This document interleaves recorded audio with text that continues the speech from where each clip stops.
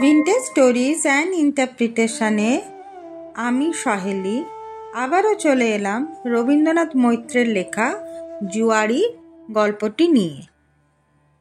আশা করি আপনারা সকলে খুব ভালো আছেন, সুস্থ আছেন।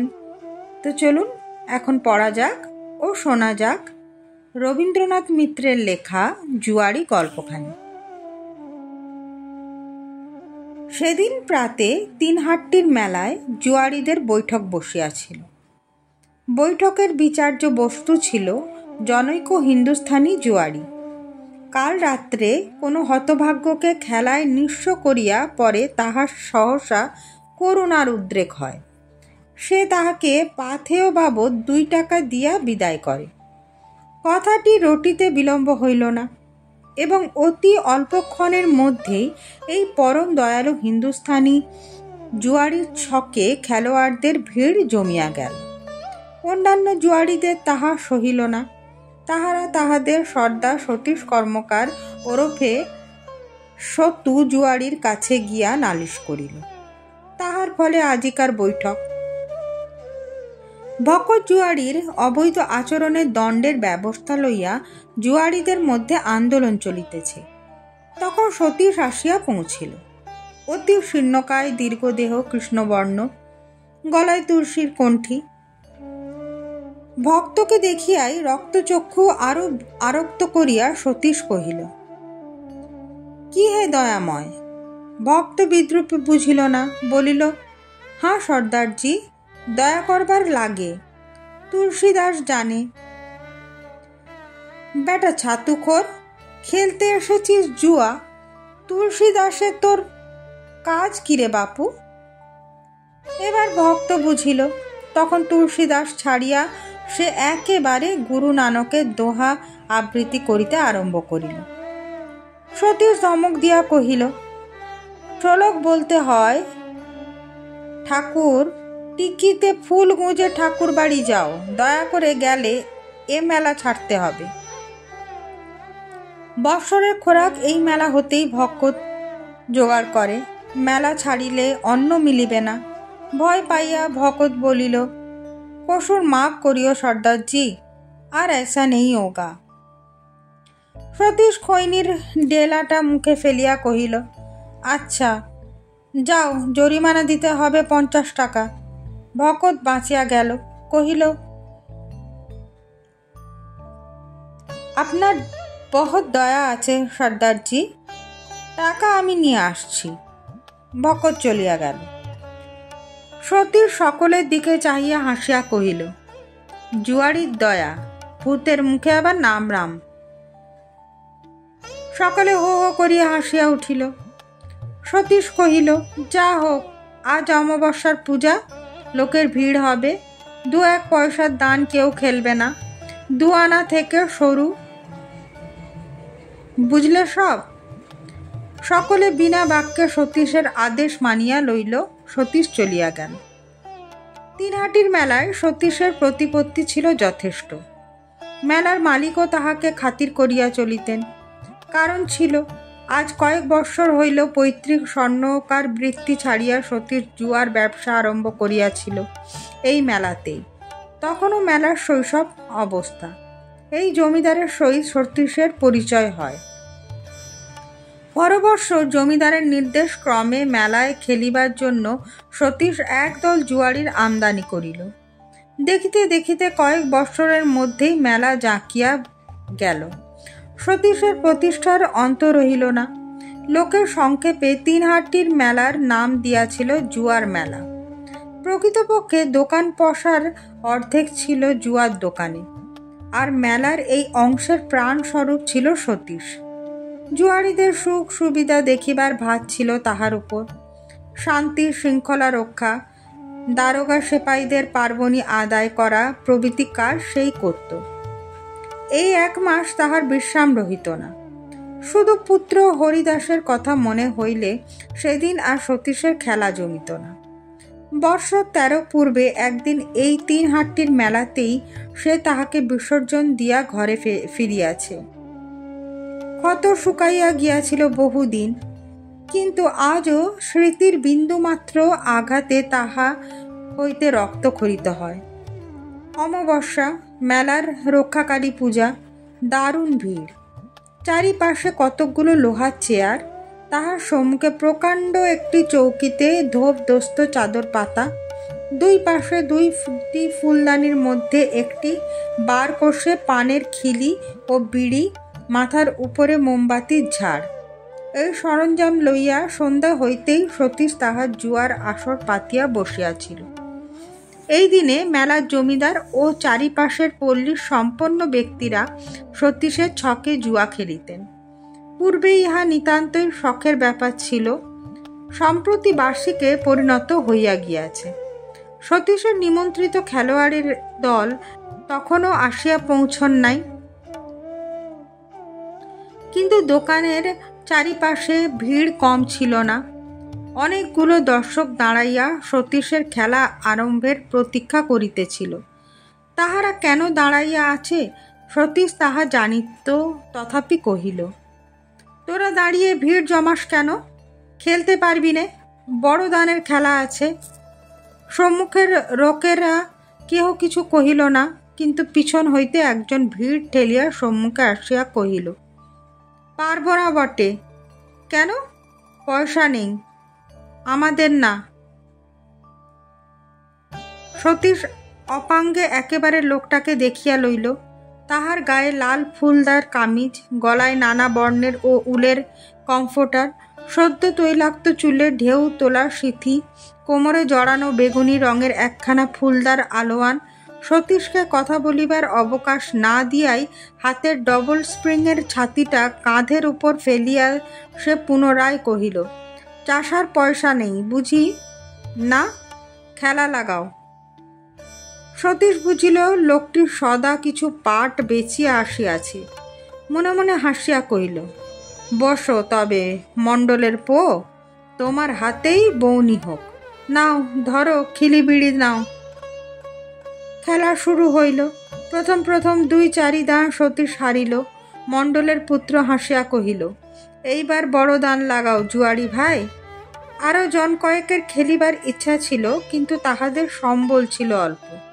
মণ্ডলের পুত্রের প্রস্তাবে তাহারা আপত্তি জানাইল। সতীশ হাসিয়া কহিল, কর্তার ইচ্ছায় কর্ম, কি কম্প, টাকা টাকা দান।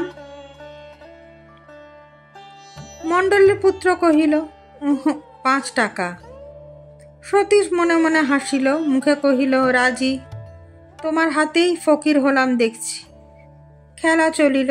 5 টাকার দান ক্রমে 10 টাকায় উঠিল এবং আধ ঘন্টার মধ্যেই মণ্ডলের পুত্রকে নিঃসম্বল করিয়া সতীশ হাসিয়া কহিল, কেমন, আর কই? মণ্ডলের পুত্রের মর্যাদায় আঘাত লাগিল। কোমর হইতে আলোয়ানখানি খুলিয়া জুয়া ছকের খোপে রাখিয়া কহিল, শেষ দান। বলা বাহুল্য, শেষ দানেও মণ্ডলের পুত্রের ভাগ্য ফিরিল না। বিবর্ণ মুখে আসন ছাড়িয়া উঠিয়া মণ্ডলের পো কহিল, আচ্ছা, কাল হবে আবার। আলোয়ানখানি ভৃত্য গণেশের হাতে দিয়া সতীশ কহিল,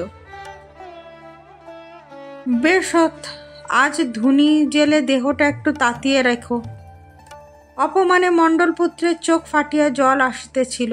কথা না কহিয়া ভিড় ঠেলিয়া সে বাহিরে চলিয়া গেল। তাহার দিকে চাহিয়া সতীশ একটু বিদ্রুপের হাসি হাসিল। তাহার পর সম্মুখের জনতাকে লক্ষ্য করিয়া কহিল, তোরা যদি না খেলিস তবে ভিড় করিস নে, বাবুরা আসবেন না। না এলেন বুঝি? সরে দাঁড়া সব। জমিদার বাবুকে পূর্ববর্তী করিয়া পল্লীর ভদ্র সন্তানেরা আসিয়া উপস্থিত হইলেন। সতীশ উঠিয়া যুক্ত করে নমস্কার করিয়া সকলকে বসিতে অনুরোধ করিল। 2-1টি সাধার কথার পর খেলা আরম্ভ হইল। টাকার খেলা, তা আমার সম্পর্ক নাই। 5 টাকা দান। প্রকাণ্ড জুয়ার ছকখানিকে শুধু টাকা এক মুহূর্তে শূন্য হইয়া যায়, পর মুহূর্তে ভরিয়া ওঠে। এত টাকা কোথা হইতে আসে পিছনের লোকগুলো বিস্ময়ে তাহাই ভাবিতেছিল। রৌপ্যচক্রের কণধ্বনি ভিন্ন আর কোনো শব্দ ছিল না, শুধু মাঝে মাঝে সতীশের কণ্ঠস্বর শোনা যাইতেছিল, মার দান, ডাবল। ভিড়ের মধ্যে পুত্র হারানিধির হাত ধরিয়া দাঁড়াইয়া রাখাল কেরানি খেলা দেখিতেছিলেন। সম্মুখে জুয়ার ছকখানির দিকে চাহিয়া তাহার চক্ষু ঠিকরাইয়া পড়িতেছিল। শুধু টাকা, এত টাকা একসঙ্গে দেখিবার সৌভাগ্যে রেজিস্ট্রি অফিসের কেরানি রাখাল ঘোষালেরও এ পর্যন্ত হয় নাই।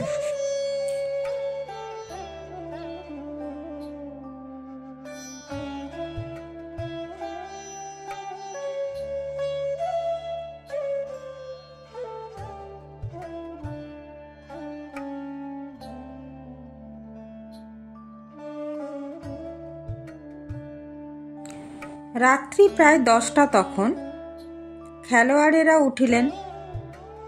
সতীশ আপ্যায়ন করিয়া সকলকে বিদায় করিয়া দিল। ভকত জুয়ারি সংবাদ লইতে আসিয়া জিজ্ঞাসা করিল, কি সর্দারজি, চিড়িয়া উড় গেল? সতীশ ছকের কোণের টাকার পুঞ্জ দেখাইয়া সংক্ষেপে কহিল, আর দম নাই, ছেড়ে দিলাম বলিয়া সম্মুখের লোকগুলোকে ডাকিয়া কহিল, খেলোয়াড় আছিস কেউ, না ছক তুলব? তুই একজন ইতস্তত করিতে লাগিল।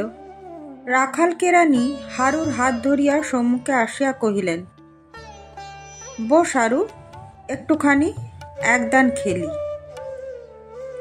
সতীশ চোখ তুলিয়া কহিল, কে? কেরানি বাবু দেখছি যে।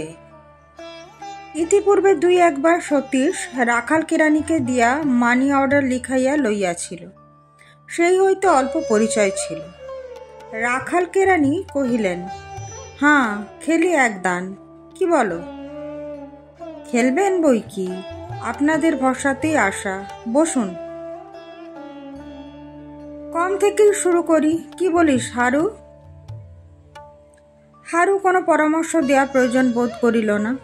রাখাল কেরানি হাঁকিলেন, 2 আনা লাল পান? তাই তো, বরাত ভালো দেখছি আপনার, ডবল উঠেছে। সতীশ দান তুলাইয়া দেখাইল। রাখালবাবু বিড়িতে আগুন দিয়া কহিলেন, লাল পান আবার? সতীশ দান তুলিল, কেরানি বাবু জিতিয়াছেন। রাখাল হাসিয়া কহিলেন, বরাত জুয়ারি ভাই, বরাত। সতীশও হাসিল, কিন্তু রাখালবাবু তাহা দেখিতে পাইলেন না। খেলা চলিতে লাগিল। প্রত্যেক দানই রাখাল জিতিতে লাগিল। তাহার পাতা রুমালের উপর পূজাকৃতি সিকি দুয়ানি গুলি হারু নাড়াচাড়া করিতেছিল। এমন সময় সতীশ কহিয়া উঠিয়াছিল, চিড়িতান খতম। রাখালবাবু বিন্দুমাত্র চঞ্চল না হইয়া কহিলেন, চিড়িতন আবার? 1 টাকা। আবার খতম। সতীশ হাঁকিল, বার বা 3 বার, 2 টাকা। সতীশ হাসিয়া কহিল, হবে না ঠাকুর? চিড়িতনে ঘুটির আড়ি দেখুন। চিড়িতন নাই। এবার রাখাল বাবুর মাথায় খুন চাপিয়া গেল। চিড়িতনে খেলিয়া চলিলেন। খদুব যেমন ঊর্ধ্বগতিতে মেঘ লোকে উঠিয়া পরক্ষণেই দ্রুততর বেগে নিচে নামিয়ে থাকে, রাখাল বাবুর ভাগ্যও তেমনই নামিতে লাগিল। সতীশ কহিল, এইবার ছুটি হোক কেরানি বাবু। রাখাল রুকিয়া কহিলেন, ওহো, সে হবে না, শেষ না দেখে বলিয়া অবশিষ্ট পয়সাগুলি মুচটা করিয়া চিড়িতনে কোঠায় রাখিতে যাইবেন। এমন সময় হারু 2 হাতে পিতার হাত চাপিয়া ধরিয়া কহিল, আর খেলো না বাবা। রাখাল হারুকে ধমক দিয়া হাত ছাড়াইয়া লইলেন। সতীশ একবার হারুর দিকে চাহিয়া জিজ্ঞাসা করিল, ছেলে বুঝি বড্ড রোগা দেখছি যেন? এই 7 মাস জ্বরে ভুগে উঠেছে। যাকগে, তোল দান। সতীশ ঘুটি দানিতে গিয়া থামিয়া কহিল, আর খেলবেন না কেরানিবাবু, ঘরে যান। রাখাল অত্যন্ত উত্তেজিত হইয়া কহিলেন, সে হবে না, হয় সব দিয়ে যাব তোমার ছকে, নইলে। সতীশ নীরবে ঘুটি চালিল। 3 জাহাজ, চিড়িতন নেই। রাখালের মাথার মধ্যে ওলট পালট হইয়া গেল। মনে হইতে লাগিল যেন সতীশের জুয়ার ছকখানি তাহার দিকে চাহিয়া হি হি করিয়া হাসিতেছে। মুহূর্তের জন্য চোখ বন্ধ করিয়া রাখালবাবু কহিয়া উঠিলেন, আর এক দান দে তো হারু, টাকা দুটো। হারু ইতস্তত করিতে লাগিল। রাখাল গর্জিয়া উঠিলেন, টাকা দে হারামজাদা। হারু কাঁদো কাঁদো হইয়া চাদরের খুঁট পিতার দিকে আগাইয়া দিয়া কহিল, পুজোর টাকা যে বাবা, হোক দে টাকা। বলিয়া রাখাল মুহূর্তের মধ্যে টাকা দুটি বন্ধন মুক্ত করিয়া ছকের উপর রাখিয়া কহিলেন, আবার চিড়িতন লাগাও। সতীশ নীরবে টাকা দুইটি রাখালের হাতে তুলিয়া দিয়া কহিল, হবে না ঠাকুর, এবারও চিড়িতন খতম, ফির দানে খেলো। যায় যাবে, তোল দান। রাখাল চিৎকার করিয়া উঠিলেন। সতীশ ম্লান হাসিল, তারপর ঘুটি চালিয়া ঢাকা তুলিতে গিয়া আবার কহিল, দান তুলে নাও ঠাকুর, মিছে দেরি করো না, তোলো। রাখাল রুদ্ধ নিঃশ্বাসে কহিলেন। ঢাকা তুলিতে সতীশের হাত কাঁপিয়া গেল। সে মৃদু স্বরে কহিল, 2 লাল পান, 1 জাহাজ, চিড়িতন নেই ঠাকুর। মুহূর্তকালের জন্য রাখালের মুখখানা পাংশু হইয়া গেল। কোনো ক্রমে উঠিয়া হারুর হাত ধরিয়া কহিলেন, চল হারু। সতীশ উঠিয়া হারুর হাতে টাকা দুইটি গুজিয়া দিয়া কহিল, ও পুজোর টাকা নিয়ে যাও খোকা। হারু টাকা দুইটি ছুঁড়িয়া ফেলিয়া দিয়া পিতার সঙ্গে ভিড়ের মধ্যে অদৃশ্য হইয়া গেল। সতীশের দিকে ফিরিয়াও চাহিল না। সতীশ ফিরিয়া আসিয়া কহিল, কি জিদ বাপ রে, যাকগে, তুই দান চাল গনসা, আমি একচুট জিরিয়ে নি। তখন 4-7 দল খেলা একচেটিয়া করিয়া লইয়াছে। গণেশ খেলিতেছে। সতীশ কম্বল মুড়ি দিয়া এক পাশে কাত হইয়া পড়িয়াছিল। সহসা খড়মড় করিয়া উঠিয়া বসিয়া প্রশ্ন করিল, ও কিসের আওয়াজ রে গনসা? বলির বাজনা বাজছে বুঝি? দান চালিতে চালিতে গণেশ কহিল। সতীশ নিঃশব্দে নামিয়া পূজা মণ্ডপের দিকে চলিয়া গেল। সেই প্রতিমা, সেই চত্বর, সেই মেলা, বহু পুরাতন কথাটি মনে পড়িয়া গেল। এমনই একটি দিনে পুত্র হরিদাসের মানত শোধ দিবার উপলক্ষ করিয়া এই মেলায় সে প্রথম আসিয়াছিল। জুয়ার ছকে যথা সর্বস্ব খোয়াইয়া জুয়ারির নিকট 2টি টাকা সে ভিক্ষা চাইয়াছিল, পায় নাই। পরদিন পুত্র হরিদাস অকস্মাৎ জন্মের মতো ফাঁকি দিয়া গেল।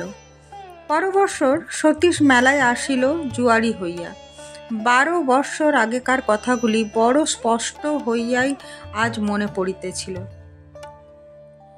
ভোগের বাজনা বাজিল, সেই সঙ্গে সতীশ স্পষ্ট শুনিল হরিদাস কইতেছে, পুজোর টাকা বাবা। মেলার মণ্ডপে পুজোর বাজনা অনেকক্ষণ থামিয়া গিয়াছে। ভাঙা ঘরখানির দাওয়ায় একটি কেরোসিন ল্যাম্পের সম্মুখে 2 হাঁটুর উপরে মাথা রাখিয়া রাখাল কেরানি অপরাধীর মতো নীরবে বসিয়াছিলেন। আঙিনায় স্ত্রী মাতঙ্গিনী হারুকে প্রাণপণ বলে বুকে জড়াইয়া ধরিয়া মাথা খুঁড়িয়া কাঁদিতেছিলেন। এবারকার মতো ঘেন্না ঘেন্না করে রেখে যেও মা, আসছেবার বুক চিরে রক্ত দিয়ে পুজো দেব। মায়ের সঙ্গে হারুও কাঁদছিল। এমন সময় নিঃশব্দে আঙিনায় প্রবেশ করিয়া কে হাঁকিল, বাড়িতে আছো ঠাকুর? রাখাল কেরানি চমকিয়া উঠিলেন। অকস্মাৎ সতীশ জুয়ারিকে দেখিয়া তাহার হৃৎস্পন্দন বন্ধ হইবার উপক্রম হইল। সতীশ সেই দিকে লক্ষ্য না করিয়া সন্ত্রস্ত মাতঙ্গিনীর সম্মুখে দাঁড়াইয়া মাথা ঝাঁকা মাটিতে নামাইয়া কহিল, প্রসাদ নাও মা, খোকার মানত দিয়ে এলাম। পুজোর টাকা রেখে ঠাকুর যে কোন দিকে দিয়ে। বলিয়াই সে রাখাল কেরানির বিবর্ণ মুখের দিকে চাহিয়া হো হো করিয়া হাসিয়া উঠিল। তারপর হারুর হাত ধরিয়া কহিল, মাকে বলো খোকা, আজ এখানেই 2টো প্রসাদ পাব। পরদিন প্রাতে জুয়ারির দল সবিস্ময়ে দেখিল যে জুয়ার ছকখানি গুটাইয়া সতীশ নীরবে বসিয়া আছে।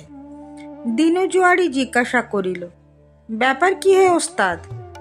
সতীশ ম্লান হাস্যে কহিল, আর খেলা হবে না দাদা, সব হেরে গেছি।